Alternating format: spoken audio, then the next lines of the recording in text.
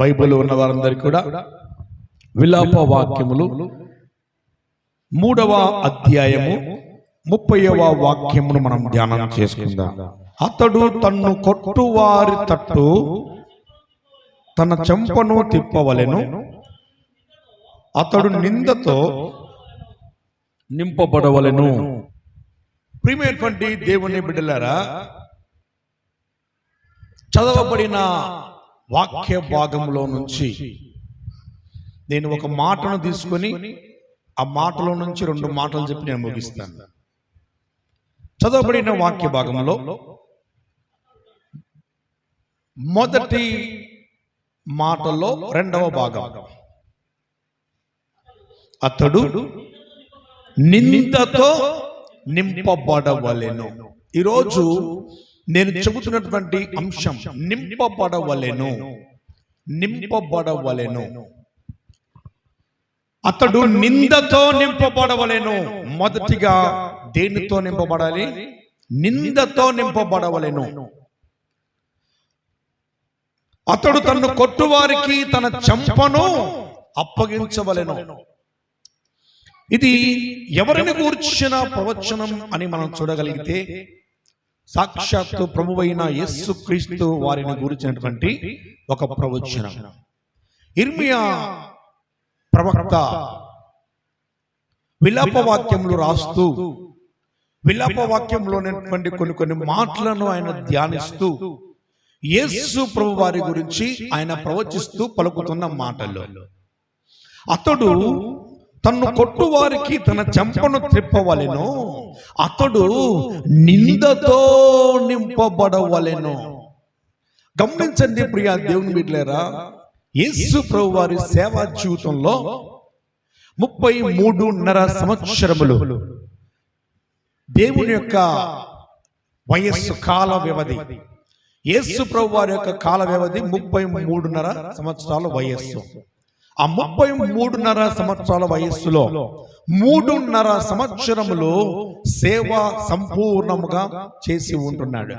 ఈ 3.5 సంవత్సర కాలం మొదలుకొని నేటి వరకు కూడా దేవుడి పైన ఏం వేస్తా ఉన్నారు? నిందలు వేస్తూనే ఉన్నారు. నిందలు, ఎన్నెన్నో నిందలు. మనుష్యులు మొదలుకొని మతోన్మాదుల వరకు, క్రైస్తవులు మొదలుకొని మరి భయంకరమైన విగ్రహారాధకుల వరకు ప్రతి ఒక్కరిని చూసినా కూడా, ఎక్కడ చూసినా కూడా యేసు ప్రభు పైన నిందలు మోపుతూనే ఉన్నారు. ఇది కారణం ఏంటి అంటే నింద గొప్ప భాగ్యము అని బైబిల్లో రాయబడి ఉంది. నింద గొప్ప భాగ్యము. కొట్టువారికి తన చెంపను అప్పగింపవలెను. చూద్దాం, యెషయా గ్రంథం 50వ అధ్యాయము 6వ వాక్యమును మనం ధ్యానం చేసినప్పుడు అక్కడ ఒక చక్కని మాట మనకు కనబడుతూ ఉంది. కొట్టువారికి నా వీపును అప్పగించితిని, వెంట్రుకలు పెరికి వేయి వారికి నా చెంపను అప్పగించితిని, ఉమ్మి వేయి వారికి, అవమానపరచు వారికి నా ముఖము దాచుకొనలేదు. హల్లెలూయా. చూసారా?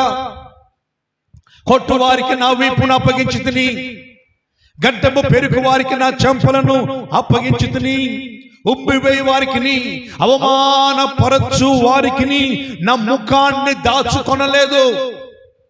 ఈరోజు మనల్ని ఎవరైనా మన పైన ఒక నింద వేస్తున్నారంటే మనం ఏం చేస్తాం? నింద వేసినప్పుడే ఊరికే ఉంటామా?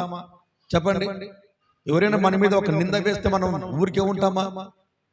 సాధారణంగా యేసు ప్రభు వారి జీవితంలో ఆయన కొట్టే వారికి తన వీపునే అప్పగించాడంట. కొట్టుకో, ఎంత కొట్టుకుంటావో కొట్టుకో. ఆయన వీపును నాగట్టి సాళ్ళ వలె దున్నారంట. నాగట్టి సాళ్ళ వలె దున్నారంట. ఒక చిన్న మేకు మనం గుచ్చుకుంటేనే వెంటనే పరిగెత్తుకుంటూ వెళ్ళి టీటీ ఇంజెక్షన్ వేసుకొని ఒకవేళ ఎక్కడ చీంపడుతుందో అని చెప్పేసి చీంపట్టే వస్తువులు తినకుండా మనం ఎంతలా జాగ్రత్తలు తీసుకుంటాం అంటే అంతలా జాగ్రత్తలు తీసుకుంటాం. మరి ఒక్కసారి ఆ యొక్క కొరడాకు ఇలా ఉంటది, 4 కొండీలు చూడండి. ఒకసారి మనం పంజ విప్పండి, ఒకసారి ఎలా ఉంటుంది పంజ విప్పితే ఇలా అంటే ఎన్నో వస్తాయి.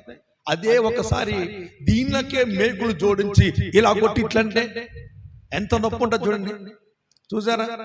అయితే అలా మొత్తం లోపలికి దిగి ఇలాగ లాగితే ఆయన యొక్క చర్మము మొత్తం కూడా పెచ్చులుగా ఊడి కింద పడేదంట. అంతలా గాయపరచబడ్డాడు ఆయన. దేని కొరకు? ప్రవచనాలు నెరవేర్చబడాలి. పాపములో, శాపములో, మరణములో కొట్టుమిట్టాడుతున్న బిడ్డల కొరకు ఆయన నిందను అనుభవించాలి. యేసు ప్రభు మీద మోపబడినటువంటి నిందలు ఎన్నో ఉన్నాయి. నేటి వరకు కూడా నిందలు మోపుతూనే ఉన్నారు. ఆ మోపబడినటువంటి ఆ నిందలు అన్నింటినీ కూడా ఆయన ఏం చేశాడంట? సహించాడంట. Praise the Lord. సహించాడంట. నిందలు సాధారణంగా 2 రకాల నిందలు ఉంటాయి.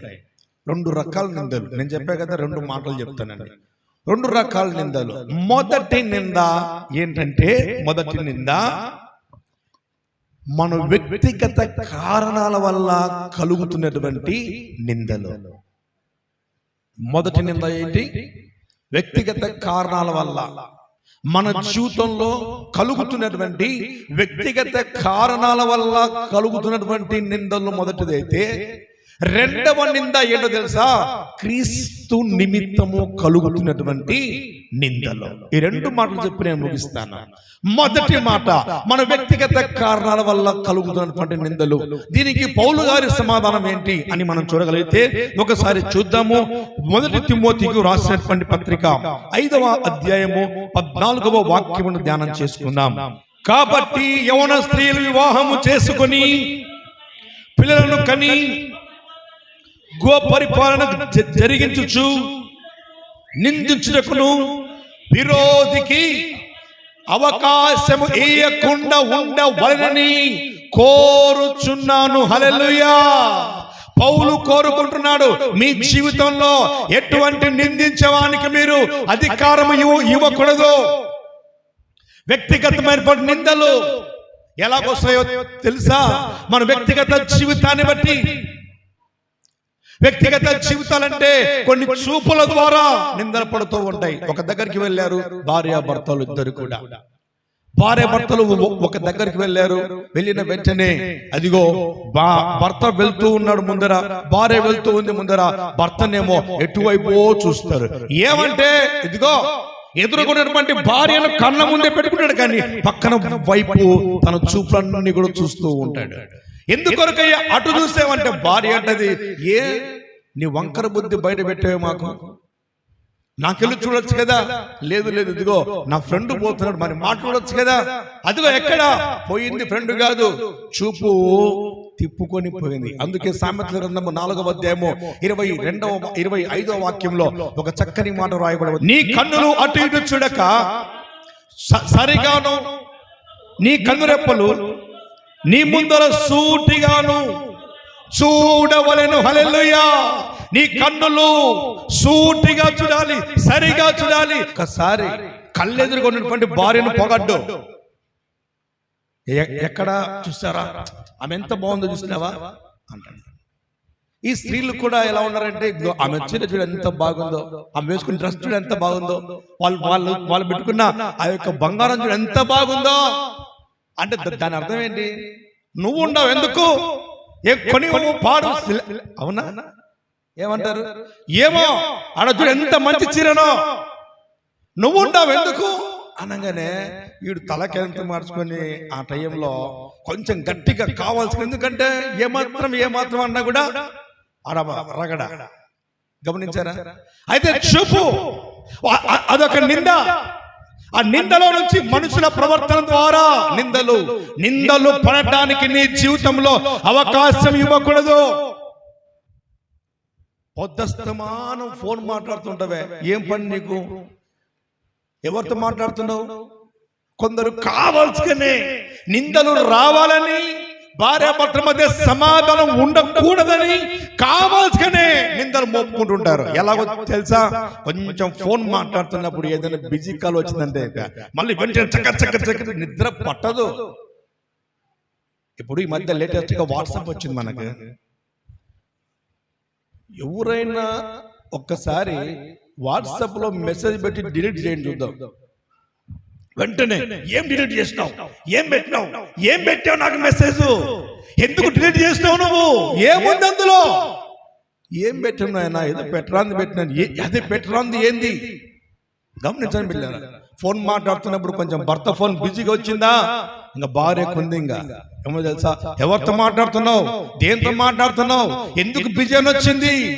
పొరపాటున ఆయన ఫోన్ బిజీగా వచ్చినప్పుడు ఎదురుగా ఉన్నటువంటి వాళ్ళ ఫోన్ కూడా ఆవిడ కూడా ఫోన్ పట్టుకుంది అనుకుందాం, ఇంకా పడింది నిందాడ. అంటే నీతోనే మాట్లాడుతుండేమో, చూసినావా నింద. లేదు, భార్యనేమో పుట్టింటికి వెళ్ళింది, భర్తనేమో వాళ్ళ ఇంట్లో ఉన్నాడు, ఫోన్ చేస్తాడు, బిజీ వచ్చింది. అప్పుడేమంటాడు, ఎవరితో మాట్లాడుతున్నావు, మీ ఊరు వెళ్తేనే అయిపోయా, బిజీ ఫోన్. ఎవరితో మాట్లాడుతున్నావు, గంటలు వీడు చేసింది ఒక్కసారి చెప్పడం ఏమంటాడు, 10 సార్లు ఫోన్ చేస్తాడు, నీకు బిజీ అని వచ్చింది. ఎవరితో మాట్లాడుతున్నావు, అనుమానం, నింద. గమనించి బిడ్డలారా, బైబిల్ గ్రంథంలో తిమ్మోతికి పౌలు రాస్తా ఉన్నాడు.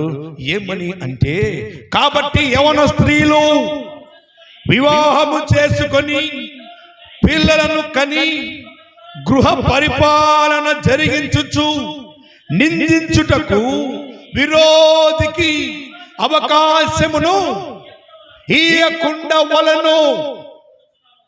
నేను మిమ్మల్ని కోరుకుంటున్నాను, ఎందుకో తెలుసా, వివాహమైనటువంటి స్త్రీలు కావచ్చు, పురుషులు కావచ్చు, ఎవరైనా కావచ్చు, మీ మధ్య ఉండవలసింది దేవుడి ప్రేమ ఉండాలి, మీ మధ్య ఉండవలసింది దేవుడి సమాధానం ఉండాలి, మీ మధ్య ఉండవలసింది దేవుడి సన్నిధిని ఉండాలి, మీ మధ్య ఉండవలసింది ఒకరి మధ్య ఒకరికి అనురాగ బంధం ఉండాలి.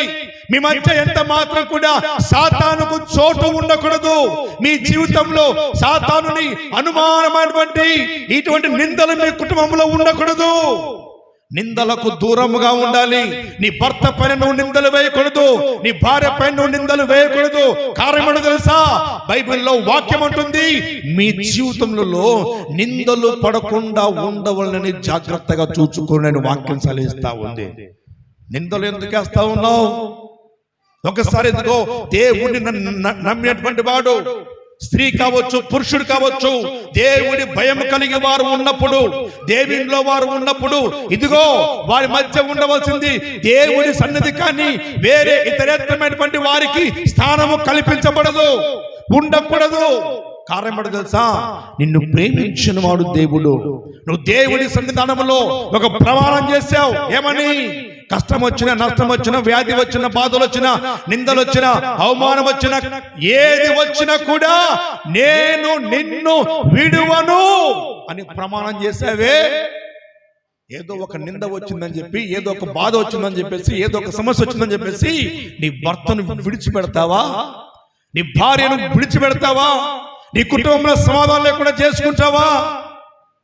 గమనించండి బిడ్డలారా, ఈ ఉదయకాలం దేవుడు మాట్లాడుతున్నాడు, ఇదిగో నింద గొప్ప భాగ్యం. ఆ నిందకు అవకాశం ఇచ్చినటువంటి సాతానును మీ మధ్య నుంచి పారద్రోలండి. బైబిల్లో వాక్యం ఉంటుంది, అపవాదిని ఎదురించుడి, అప్పుడు వాడు మీ యొద్ద నుండి పారిపోతాడు. ఆ నిందకు తావిచ్చినటువంటి ఆ సాతానును మీరు దూరం చేయాలి, కానీ కుటుంబాన్ని దూరం చేసుకోకూడదు, కుటుంబాన్ని దూరం చేసుకోకూడదు. ఆ నిందకు తావించమని సాతాను మీ మధ్య సాతాను పని చేశాడా? అనుమానం అనే సాతాను, నింద అనే సాతాను, విరోధం అనే సాతాను మీ మధ్య పని చేశాడా? సరే, ఆ సాతాను కొద్ది రోజులు పక్కన పెడదాం, ఆ సాతాను తరిమి పెడదాం. మా మధ్య ఉండవలసింది ఏంటో తెలుసా? ప్రేమ ఉండాలి, సమాధానం ఉండాలి, నీ సన్నిధిని ఉంచు దేవా అని చెప్పేసి ప్రార్థన చేసుకోవాలి. Praise the lord. మనుషులు వారు వ్యక్తిగత కారణాల చేత ఉన్నటువంటి నిందలను తొలగిపోనట్లుగా ప్రార్థన చేసుకోవాలి. రెండవ నింద ఏంటో తెలుసా? దేవుణ్ణి గూర్చినటువంటి నింద. ఒకసారి చూద్దాం. బైబిల్ గ్రంథం ఉన్న వారందరూ కూడా మత్తయి సువార్త 5వ అధ్యాయము 11 నుంచి 12 వాక్యం ధ్యానం చేసుకుందాం. నా నిమిత్తము జనులు మిమ్మును నిందించి హింసించి మీ మీద అబద్ధముగా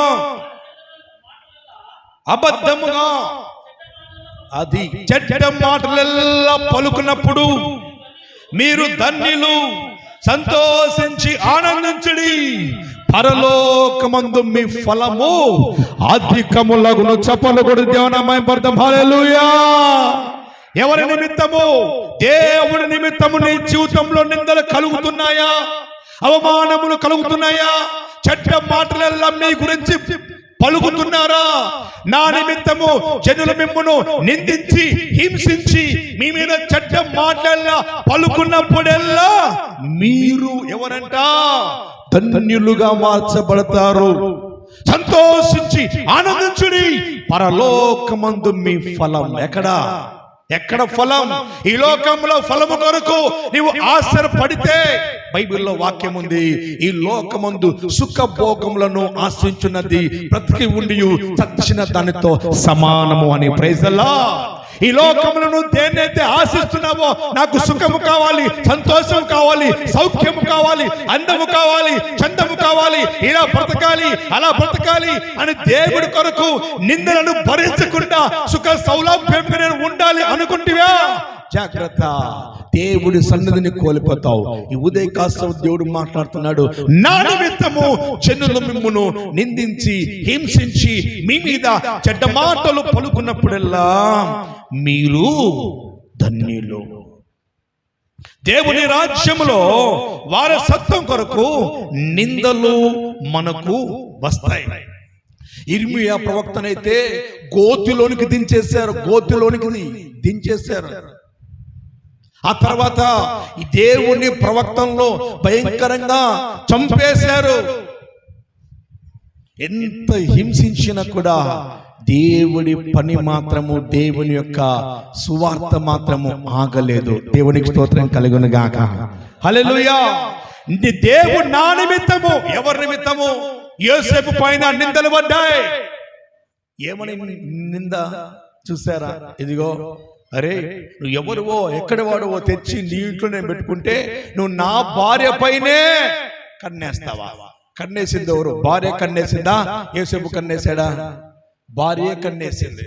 నువ్వు నాతో గడిపిన ఎడలా ఈ ఇంటి పైన రాజు ఉంటావు, ఈ ఇంటి పైన అధికారిగా ఉంటావు. యోసేపు పలికిన ఒకే ఒక్క మాట ఏంటో తెలుసా? అమ్మా, ఇదిగో నీ భర్త ఈ ఇంటిలో ఉన్న ప్రతి వస్తువు పైన, ప్రతి వ్యక్తి పైన, ప్రతి మనిషి పైన, నీ ఇంట్లో ఆయన కలిగినటువంటి ప్రతి ఆస్తి పైన నాకు అధికారం ఇచ్చాడు, కానీ నీ ఒక్క దాని మీద నాకు అధికారం ఇవ్వలేదు కనుక నా కంఠములో ఊపిరినంత వరకు నేను పాపము చేయను అని చెప్పేసి పారిపోయాడు. దేవునికి స్తోత్రం కలుగును గాక. హల్లెలూయా. నేను పాపము చేయను. అతని వస్త్రాన్ని లాక్కొని గట్టిగా గోలు పెట్టి పరిగెత్తుకుంటూ వచ్చి అంటా ఉంది, వీడు ఐగుప్తీయుడు, ఎక్కడి వాడో, ఏం కథనో, ఏం చేసాడో తెలుసా, నన్ను పొందుకోవాలని చెప్పేసి నా మీద వచ్చాడు అనేసి కేకలు వేసి చెప్పినప్పుడు యోసేపును పట్టుకొని చెరసాల్లో వేశాడు. యోసేపును చెరసాల్లో వేసినంత మాత్రాన దేవుడు యోసేపును విడిచిపెట్టలేదు. యోసేపుకు తోడుగా ఉన్నాడు. ఆ సహోదరు అంటుంది, ఈ ఇంటి పైన నిన్ను అధికారిగా చేస్తా ఉంటున్నాడు, కానీ నా దేవుడు ఆ దేశం పైన యోసేపును అధికారిగా చేశాడు. Praise the Lord. హల్లెలూయా. దేవుడి మాట వింటే, దేవుడి నిమిత్తము నిందలు అనుభవిస్తే, దేవుడి నిమిత్తము చెడ్డ మాటలు మీ మీద పలుకున్నప్పుడెల్లా నేను ధన్యుణ్ణి అనేసి నువ్వు అనుకుంటే పరలోక రాజ్యంలో వారసత్వానికి నిన్ను దేవుడు ఏకైక వారసునిగా దేవుడు చేస్తాడు. హల్లెలూయా. నిందలు వస్తున్నాయని చెప్పేసి కృంగిపోకూడదు. బైబిల్లో వాక్యం ఉంటుంది, 2వ తిమోతి 2వ అధ్యాయము 2వ వాక్యం ధ్యానించండి. 2:12 సహించిన వారమైతే ఆయనతో కూడా ఏలుదుము. చాలు. సహించిన వారమైతే ఏమి సహిస్తే? నిందలు సహిస్తే, నీ మీద నిందలు వేస్తున్నారా, కృంగిపోవాకు, సహించు సహించు. పౌలుకు దేవుడు ఒక ముళ్ళు పెట్టాడంట. ముళ్ళు పెడితే పౌలు దేవుడి దగ్గర ఏడ్చాడు, అయ్యా నాకెందుకయ్యా ఈ ముళ్ళు, తీసేయ్యా, నేను భరించలేకపోతున్నా ప్రభా ఈ ముళ్ళు. అయ్యా నాకు ఈ ముళ్ళు నన్ను చాలా వేధిస్తుందయ్యా, చాలా బాధిస్తుందయ్యా, నా శరీరంలో ఒక ముళ్ళుగా నువ్వు పెట్టావయ్యా, దీన్ని తీసివేయ ప్రభువా అంటే పౌలుతో దేవుడు అన్నాడు, ఏమన్నా తెలుసా, నా కృప నీకు చాలును అన్నాడు. Praise the lord. నీ బలహీనత ఎందే నా శక్తి పరిపూర్ణమవుతున్నది అన్నాడు. Praise the lord. నీ బలహీనత ఎందే పౌలు. చూద్దాం ఒకసారి 2 కొరింథీ 12వ అధ్యాయము 9వ వాక్యం ధ్యానించండి. నాకు కలిగిన విశేషముగా ఉన్నందున హెచ్చిపోకు నిమిత్తము నా శరీరములో ఒక ముళ్ళు. దేనికంట ముళ్ళు? దేనికి ముళ్ళు? చదవండి. అత్యధికముగా హెచ్చిపోకుండా నిమిత్తము నా శరీరములో ఒక ముళ్ళు. అత్యధికముగా హెచ్చిపోకు నిమిత్తము నన్ను నల్లగొట్టుటకు సాతాను యొక్క దూతగా ఉంచబడెను. దేని కొరకు ఉంచాడు? అది మనుషులు కావచ్చు, అనారోగ్యము కావచ్చు. ఇదిగో నిన్ను నల్లగొట్టుటకు దేవుడే పెట్టాడు. వారిని వద్దు అని చెప్పడానికి నువ్వెవరు చెప్పండి. ఒకవేళ నిన్ను మనుషులు విసిగిస్తున్నారా, వెళ్ళిపో నీకు నాకు సంబంధం లేదు, ఎవరినో అసలు దేవుడే పెట్టిండే పక్కన. పెట్టింది ఎవరయ్యా? దేవుడే పెట్టాడు. కారణం ఏంటి? నీవు అత్యధికముగా హెచ్చిపోకుండా నిమిత్తము. Praise the Lord. అత్యధికముగా హెచ్చిపోకుండా, రెచ్చిపోకుండా ఉండడానికి దేవుడు ఏం చేస్తాడంట? గిచ్చి సంతోషిస్తాడంట. కారణం ఏంటి? ప్రభువా నొప్పయ్యా, భరించలేకపోతున్న ప్రభువా, ఈ శోధన భరించలేకపోతున్న ప్రభువా, ఈ మాటలు భరించలేకపోతున్న ప్రభువా, ఈ నిందలు భరించలేకపోతున్న ప్రభువా, ఈ అవమానాలు భరించలేకపోతున్న ప్రభువా, ఈ కష్టం భరించలేకపోతున్న ప్రభువా అంటే దేవుడు అంటాడు, నీ బలహీనతలో నా శక్తి పరిపూర్ణమవుతున్నది, నా కృప నీకు చాలునని చెప్పేసి దేవుడు చెబుతున్నాడు. Praise the lord. నువ్వు భరిస్తేనే ఆశీర్వాదం, నువ్వు సహిస్తేనే వారసత్వం. నువ్వు భరించకుంటే ఆశీర్వాదం లేదు, సహించకుంటే వారసత్వం లేదు. ఈ రోజు నువ్వు ఒక మాట తీర్మానం చేసుకో, అయ్యా నేను భరిస్తాను. శరీరంలో దేనిగా పెట్టాడంట? అనారోగ్యమనే ముళ్ళు. ఎలా ఉంది? సాతాను దూతగా. ఒకవేళ నీ భర్త నిన్ను వేధిస్తున్నాడా, నీ భార్య నిన్ను వేధిస్తుందా, నీ తల్లి నిన్ను వేధిస్తుందా, నీ అత్త నిన్ను వేధిస్తా ఉందా, నీ కుటుంబ సభ్యులను వేధిస్తున్నారా? దేని కొరకు? సాతాను ముళ్ళుగా దేవుడు వారిని పెట్టాడు. అనుభవించు. ఎందుకో తెలుసా? దేవుడి శక్తిని కావాలా వద్దా? అపోస్తలుడైన పౌలు అంటున్నాడు, నా శరీరంలో అత్యధికంగా హెచ్చిపోకుండా నిమిత్తము నా శరీరంలో ఒక ముళ్ళు నేను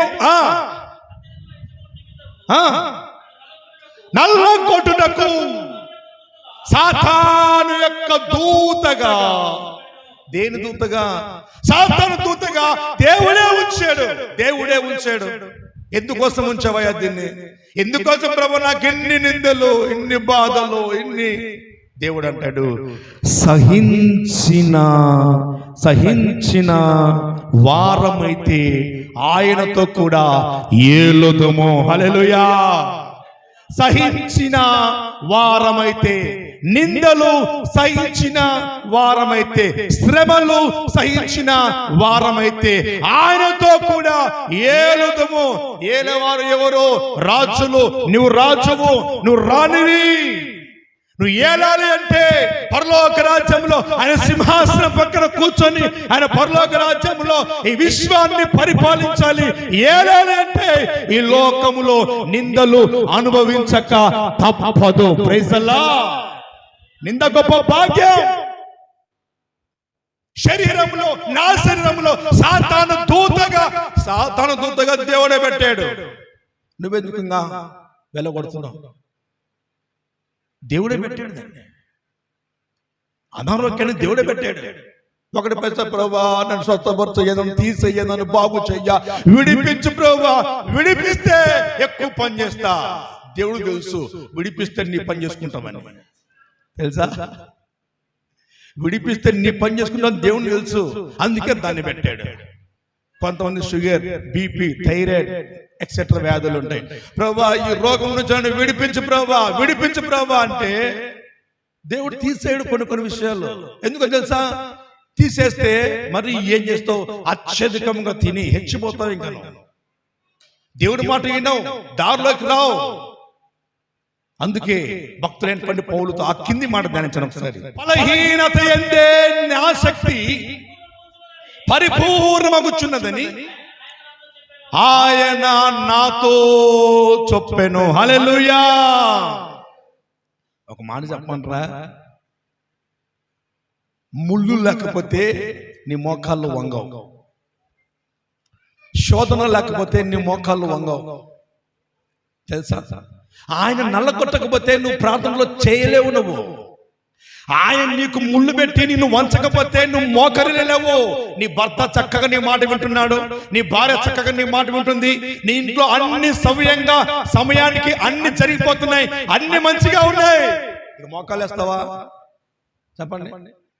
ఉదయం లేచిన మొదలుకొని రాత్రి పడుకున్న దాకా పని పని ఆ పని ఈ పని ఆ పని అంటావు. ఇంకా కారణం ఏంటి? ఏముంది? అన్ని సేఫ్ సైడ్, టోటల్లీ సేఫ్ ఉన్నాం.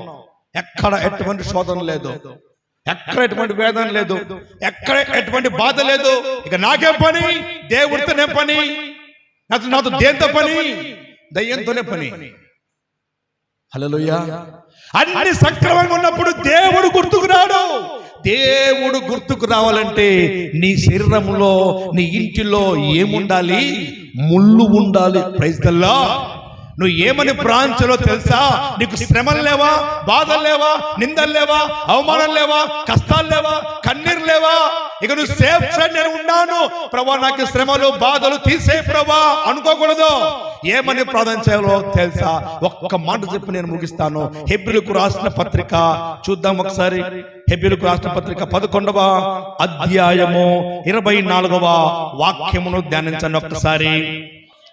మోసే పెద్దవాడైనప్పుడు విశ్వాసమును బట్టి ఐగుప్తు ధనము కంటే క్రీస్తు విషయమైన నింద గొప్ప భాగ్యం చాలు. హల్లెలూయా. ఏమని ప్రార్థించారు? ప్రభువా, ఈ లోక ధనము కంటే, ఈ లోక ఐశ్వర్యం కంటే, ఈ లోకంలో ఉన్న దానికంటే నాకు ఏమి కావాలి? క్రీస్తు విషయమైన గొప్ప నింద కావాలయ్యా. నింద ఉంటే ఏం చేస్తామో తెలుసా? కింద కూర్చుంటాము. నింద లేకపోతే మీద కూర్చుంటాము. అవునా? నింద ఉంటే కింద కూర్చొని మొకాలెత్తి యేసయ్యా స్తోత్రమయ్యా. సహించే కృప నీకు కావాలి. Praise the lord. సహించే శక్తిని దేవునికి ఇచ్చాడు. ఏమని? ఏంటా శక్తి అంటే, ఇదిగో ఎప్పుడు బలహీనముగా ఉన్నావో నీ బలహీనతలోనే నా శక్తి పరిపూర్ణమగుచున్నది. మోసే అనుకున్నాడు, ఐగుప్తు ధనము కంటే ఈ లోకములో ఉన్నటువంటి క్రీస్తు విషయమైన నింద గొప్ప భాగ్యం, గొప్ప భాగ్యం. నిందలు వస్తా ఉంటే కృంగిపోకూడదండి. అవి నీకు ఆశీర్వాదాలు. మోసెవలెను సహించినట్లయితే సహించిన వారికి ఆయనతో కూడా పరలోక రాజ్యంలో వారసత్వము. వారసత్వం అంటే ఆయన రాజు అయితే నువ్వెవరు? యువరాజయ్యా. నువ్వెవరు? యువరాజు. ఆయన కుమారుడిగా, ఆయన కుమార్తెగా ఉన్నటువంటి నిన్ను దేవుడు ఆయన వారసత్వానికి ఒక యువరాజుగా, యువరాణిగా నిన్ను పిలిచినప్పుడు అంటున్నాడు, సహించిన వాడికి పరలోక రాజ్యంలో వారసత్వాన్ని ఇస్తా అంటున్నాడు. ఇవి సహించాలంటే నీకు ఏం కావాలి? సహించాలంటే నువ్వు ఏం పొందుకోవాలి? 2 మాటలు చూద్దాం. లూకాసు వార్త 4వ అధ్యాయం 1-2 వాక్యాలు ధరించండి. యేసు పరిశుద్ధాత్మ పూర్ణుడై యోర్దాను నది నుండి తిరిగి వచ్చి 40 దినములు ఆత్మ చేత అరణ్యములో నడిపింపబడి అపవాది చేత శోధింపబడుచుండెను. ఆ దినములలో ఆయన ఏమేమి తినలేదు. అవి తీరిన తర్వాత ఆయన ఆకలి కొనగా, ఇప్పుడు 14వ వాక్యం ధరించండి. అప్పుడు యేసు ఆత్మ బలముతో గలిలయకు తిరిగి వెళ్ళెను. ఆయన గూర్చిన సమాచారము ఆ ప్రదేశమంతటా వ్యాపించెను. Praise the Lord. దేవుడు నిందలు సహించాలంటే ఆయన కావలసినది మొదటిగా దేన్ని పొందుకున్నాడు? సహించాలంటే మనకు కావాల్సింది ఏంటి? ఆత్మ బలము. అనండి, ఆత్మ బలము. నీవు నిందలు సహించాలంటే పౌలుతో దేవుడు అంటున్నాడు, నీవు నా శక్తి నీకు పరిపూర్ణమవుతున్నది. శక్తి అంటే ఆత్మశక్తి. ఆత్మ బలము నీలో ఉంటే నిందలు సహిస్తావు, శోధనలు ఎదుర్కొంటావు, వేదనలు భరిస్తావు. సాతాను పెట్టినటువంటి ముళ్ళులను అన్నింటిని కూడా సహించడానికి, క్రీస్తుకు కలిగిన మనస్సు నీలో ఉండడానికి దేవుడు ఒక ఆత్మ బలముతో నిన్ను నింపుతున్నాడు. ఈరోజు నువ్వు శ్రమలు సహించట్లేదంటే కారణం ఏంటో తెలుసా? దేవుడి ఆత్మ బలము నీలో లేదని అర్థం. తెలుసా? శ్రమలకు భయపడిపోతున్నావంటే, నిందలకు భయపడిపోతున్నావంటే, మనుషులు పెట్టు నింద కృంగిపోతున్నావంటే కారణం ఏంటో తెలుసా? దేవుడి ఆత్మ బలమునిలో లేదని నువ్వు తెలుసుకోవాలి. క్రైస్తవులకు కలిగి ఉండవలసినటువంటి 5 బలములు ఏంటో తెలుసా? ఒకసారి చూద్దాం. ఒకసారి అపోస్తుల కార్యములు 6వ అధ్యాయము 3 నుంచి 3వ వాక్యం ధ్యానించండి. కాబట్టి సహోదరులారా, ఆత్మతోను జ్ఞానముతోను నిండుకొని మంచి పేరు పొందిన 7 మనుషులను ఇదిగో మీలో ఏర్పరచుకుని మేము వారిని ఈ పనికి నియమింతుము. అయితే ప్రార్థన యందును వాక్య పరిచర్యందును ఎడతెగక ఉందుమని చెప్పిరి. 5వ వాక్యం, ఈ మాట జన సమూహమంతటికి ఇష్టమైనందున వారు విశ్వాసముతోను పరిశుద్ధాత్మతోను నిండు కొనిన వాడైన స్టెఫెను చాలు. Praise the lord. ఈ స్టెఫెను దేంతో నింపబడ్డాడు? 8వ వాక్యం ధరించండి. స్టెఫెను కృపతోను బలముతోను నిండిన వాడై ప్రజల మధ్య మహత్కార్యములను గొప్ప సూచక క్రియలను చేయుచుండెను. హల్లెలూయా. స్టెఫనులో ఉండినటువంటి స్టెఫను దేని చేత నింపబడ్డాడంటే ఆ 2 వాక్యములలో నుంచి నేను ఒక 5 మాటలు చెబుతున్నాను. మొదటిగా ఆత్మతో నింపబడ్డాడు స్టెఫను. రెండవదిగా జ్ఞానముతో నింపబడ్డాడు స్టెఫను. మూడవదిగా కృపతో నింపబడ్డాడు స్టెఫను. నాలుగవదిగా బలముతో నింపబడ్డాడు స్టెఫను. 5వదిగా విశ్వాసముతో నింపబడ్డాడు. Praise the lord. నీవు నిందతో నింపబడాలంటే, నిందను జయించాలంటే నీ జీవితంలో కావాల్సింది ఏంటో తెలుసా? 5,000 పైకి చెప్తాను. 5,000 పట్టుకొని త్వరగా లేపండి పైకి. ఇలాగా ఎంతేనా ఇలాగా ఇది ముయ్యండి. ఈ వేలు ఏంటో తెలుసా? బలముగా ఉంది. ఇది ఏంటి? బొటన వేలు. దేంతో? పరిశుద్ధాత్మతో నింపబడాలి. Praise the lord. రెండవది జ్ఞానముతో నింపబడాలి. మూడవది కృపతో నింపబడాలి. నాలుగవది విశ్వాసముతో నింపబడాలి. 5వది బలముతో నింపబడాలి. Praise the lord. పరిశుద్ధాత్మతో తర్వాత చెప్పాలి, పరిశుద్ధాత్మతో నింపబడాలి, కృపతో నింపబడాలి, బలముతో నింపబడాలి, విశ్వాసముతో నింపబడాలి, ఆ తరువాత జ్ఞానముతో నింపబడాలి. నిందలు అనుభవించుటకు, నిందలు ఎదుర్కొంటకు దేవుడు నీకిచ్చినటువంటి వాటి అన్నిటిని కూడా ఎదురించాలి అంటే పరిశుద్ధాత్మ బలం ఉండాలి. పరిశుద్ధాత్మ బలం ఉంది కాబట్టి యేసు ప్రభువారు బాప్తిసం తీసుకొని బయటికి వచ్చిన వెంటనే ఆ ఒట్టు నుంచి బయటికి రాగానే ఆకాశం తెరవబడి పరలోకం నుంచి దేవుడు వినిపిస్తున్న ఒక వాగ్దానము, ఆకాశం తెరవబడి పావురము, పరిశుద్ధాత్మ పావురం వలె ఆయన మీదకి వచ్చి పలికిన ఒకే ఒక మాట, ఇతడు నా కుమారుడు, నేను ఇతని యందు ఆనందించుచున్నాను. దేవుడికి స్తోత్రం కలుగును గాక. హల్లెలూయా. ఆత్మ అయిన దేవుని ద్వారా యేసు ప్రభువారు శ్రమలను ఎదుర్కొన్నాడు. అయ్యా, ఈ గిన్నె నా వల్ల కాదయ్యా, ఈ సిలువ నేను మోయలేనయ్యా, ఈ నిందలు ఈ అవమానాలు నేను భరించలేనయ్యా, నా వల్ల కాదయ్యా, నీ చిత్తమైతే ఈ గిన్నె నా నుంచి తొలగించు ప్రభువా, అయినను నా చిత్తము కాదు నీ చిత్తమే అన్నప్పుడు అక్కడ రాయబడిన మాట ఏంటో తెలుసా? ప్రభువు ఆత్మ వచ్చి అతనిని బలపరిచెను అని ఉంది. Praise the lord. యేసు ప్రభువు వారిని ఆత్మ చేత బలపరచబడ్డాడు కనుకే నిందలను అనుభవించుటకు ఆత్మశక్తితో ఆయన నింపబడ్డాడు. Praise the Lord. స్టెఫను కూడా చూద్దాం, 6వ అధ్యాయము చివరి వాక్యం ధ్యానించండి. చివరి వాక్యం, సభలో కూర్చున్న వారందరూ అతని వైపు తేరి చూడగా అతడి ముఖము దేవదూత ముఖము వలె వారికి కనబడెను. హల్లెలూయా.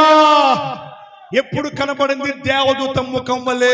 కొంచెం పై వాక్యాలు, కొంచెం పైకి, కొంచెం పైకి, ఇంకొంచెం పైకి. ప్రజలను పెద్దలను శాస్త్రులను రేపి అతని మీదికి వచ్చి అతనిని పట్టుకొని మహాసభ యొద్దకు తీసుకొని పోయి అబద్ధపు సాక్షులను నిలవబెట్టిరి. వారు ఈ మనుష్యుడు ఎప్పుడును ఈ పరిశుద్ధ స్థలములకును ధర్మశాస్త్రములకును విరోధముగా మాట్లాడుచున్నాడు. ఈ నజరేయుడైన యేసు ఈ చోటును పాడు చేసి మోసే మనకిచ్చిన ఆచారములను దాచునని వీడు చెప్పగా ఏమేశారో అక్కడనే రాయబడింది, అబద్ధ సాక్షులను పెట్టి నిందను వేశారు. హల్లెలూయా. నింద, స్టెఫను పైన నింద పడినప్పుడు స్టెఫను తీసుకొని ప్రధాన యాజకుని దగ్గరికి తీసుకొని వచ్చి నిలబెట్టినప్పుడు యాజకులందరూ, సమూహంలో ఉన్న వారందరూ స్టెఫెన్ ముఖాన్ని చూసినప్పుడు స్టెఫన్లో కనబడింది స్టెఫన్ కాదు, దేవదూతలు కనబడ్డాయి. చప్పలు కొట్టి దేవుని మహిమపరచు. హల్లెలూయా. నిందతో నింపబడినప్పుడు నీ ముఖ దర్శనాన్ని మారుతా ఉంది. అందుకే యోబు అంటాడు, శోధించబడిన మీదట నేను సువర్ణం వలె మారేదను. Praise the Lord. హల్లెలూయా. నీవు సువర్ణం వలె మారుతావు ఎప్పుడు? నిందతో నింపబడినప్పుడు. ఇప్పుడు చెప్పండి, నిందలు కావాలా వద్దా? ఎంతమందికి కావాలి? నాకు నిందలు కావాలి. ఆమేన్. నీకు వారసత్వం కావాలొద్దా? పరలోకం కావాలొద్దా?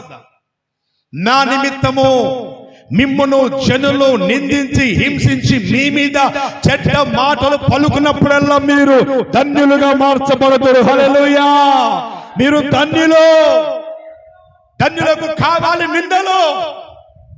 నింద ఉంటేనే పరలోకంలో సింహాసనం, నింద లేకపోతే లేదు సింహాసనం. ఈ లోక సుఖ భాగములను ఆశించినది బ్రతికియుండు చచ్చిన దానితో సమానము. నీ జీవితంలో కావలసినటువంటివి 5. నిందను అనుభవించాలంటే, నిందను ఎదుర్కోవాలంటే, నిందతో నింపబడాలి అంటే దేనితో మనం నింపబడాలి తెలుసా? ఆత్మ బలముతో నింపబడాలి, జ్ఞానముతో నింపబడాలి, కృపతో నింపబడాలి, బలముతో నింపబడాలి, విశ్వాసముతో నింపబడాలి. చివరిగా దేనితో నింపబడాలంటే ప్రేమతో నింపబడాలి. Praise the Lord. బైబిల్ గ్రంథంలో వాక్యం ఉంటుంది, చూద్దాం ఒకసారి. మొదటి కొరింథీ 13వ అధ్యాయం 1 వాక్యాలు ధ్యానించండి. మనుషుల భాషలతోనూ దేవదూతల భాషలతోనూ నేను మాట్లాడినను, ప్రేమ లేని వాడినైతే మ్రోగేడు కంచును గలగలలాడు తాళమునై ఉండును, ప్రవచించు కృపావరములు కలిగి ఉన్నను, మర్మములన్నయు జ్ఞానమంతయు ఎరిగిన వాడనైనను, కొండలను పెగిలింపగల పరిపూర్ణమైన విశ్వాసం ఉండినను, ప్రేమ లేని వాడనైతే వ్యర్థుడను. హల్లెలూయా. ఏముండాలంట? మనుషుల భాషలతో మాట్లాడి, దేవదూతల భాషలతో మాట్లాడి, ఓ ఈతిరంగ ఆతిరంగ ఎగిరి మొత్తం గంతులేసి మర్మములు బోధించగలిగిన శక్తి గల విశ్వాసం ఉండి, కొండలను పెగిలింపగలిగినటువంటి విశ్వాసం ఉండను, ప్రేమ లేని వాడవైతే వ్యర్థుడవు. దేంతో నింపబడాలి? చివరిగా దేంతో నింపబడాలి? ప్రేమతో నింపబడాలి, ఆత్మ బలముతో నింపబడాలి, జ్ఞానముతో నింపబడాలి, విశ్వాసముతో నింపబడాలి, బలముతో నింపబడాలి, కృపతో నింపబడాలి, ప్రేమతో నింపబడాలి. ఇవి ఏవి కూడా నీవు లేకున్నా కూడా నువ్వు నిందలను భరించలేవు. నేను నిందలు నాకు వద్దు అనేసి అనుకుంటున్నావు బిడ్డ. ఈ లోకంలో నువ్వు నిందలను అనుభవించడానికి నువ్వు సిగ్గుపడితే రేపొద్దున దేవుడు కూడా నీ ఎలా సిగ్గుపడతాడు. నువ్వు సిగ్గుపడకుండా దేవుడి సన్నిధానంలో ఆత్మతో నింపబడి, జ్ఞానంతో నింపబడి, కృపతో నింపబడి, బలముతో నింపబడి, విశ్వాసముతో నింపబడి, ప్రేమ యందు నింపబడి, ప్రేమలో పరిపూర్ణమై మనల్ని మనం కట్టుకొని ముందుకు సాగుదాం. అట్టి కృపాశీర్వాదం దేవుడు మనకు అనుగ్రహించును గాక. ఆమేన్. మా చిరునామా పాస్టర్ ఏలియా MS, Emmanuel healing ministries, Saraswati Nagar, Nandyal, Kurnool district, Andhra Pradesh. మా ఫోన్ నెంబర్స్ 900020